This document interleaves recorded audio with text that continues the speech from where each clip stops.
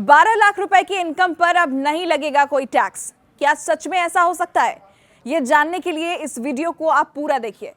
23 जुलाई यानी कि कल मंगलवार को आम बजट पेश होने वाला है। इस बजट से देश के करोड़ों लोगों की बड़ी उम्मीद है।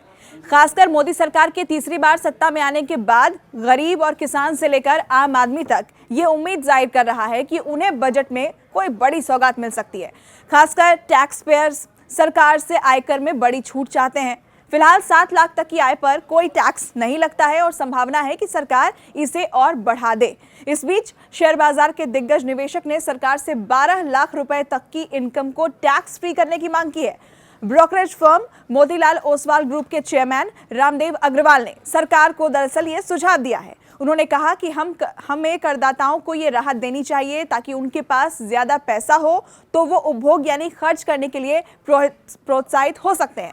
रामदेव अग्रवाल ने आगे ये कहा कि सरकार को 12 लाख रुपए तक की सालाना इनकम वाले लोगों पर कोई आयकर यानी कोई टैक्स नहीं लगाना चाहिए।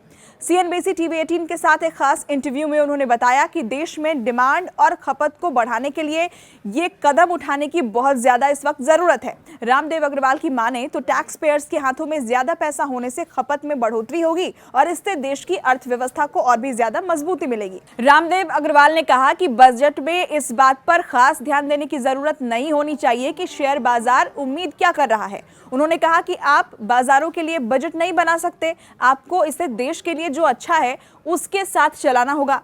अनुभवी निवेशक रामदेव अग्रवाल ने कहा कि भारत में खपत को और ज्यादा बढ़ावा देने की इस वक्त जरूरत है। दरअसल जून में जीएसटी कलेक्शन की वृद्धि में मंदी 3 सालों में सबसे कम रही है और आंकड़ों से यह पता चलता है कि महामारी के बाद पहली बार जीएसटी संग्रह की वृद्धि दर जो है वो डबल डिजिट से नीचे आ गई है और ऐसे में खपत को बढ़ाने की सख्त जरूरत है। इसके अलावा बाजार के दिग्गज निवेशक रामदेव अग्रवाल का मानना यह है कि शेयर बाजार के लिए बिना बदलाव वाला बजट सबसे अच्छा होगा। उन्होंने कहा कि इक्विटी मार्केट बहुत अच्छे संतुलन में है और टैक्सेशन में कोई बदलाव इस वक्त नहीं होना चाहिए। यानी कुल मिलाकर एक सुझाव उनकी तरफ से दिया गया है। अब उम्मीदें और निगाहें कल पर है जब बजट निर्मला सीतारमण पेश करेंगी। आम लोगों के लिए क्या होगा, टैक्स पेयर्स के लिए क्या होगा, ये जानने के लिए हमें कल तक का इंतजार करना पड़ेगा।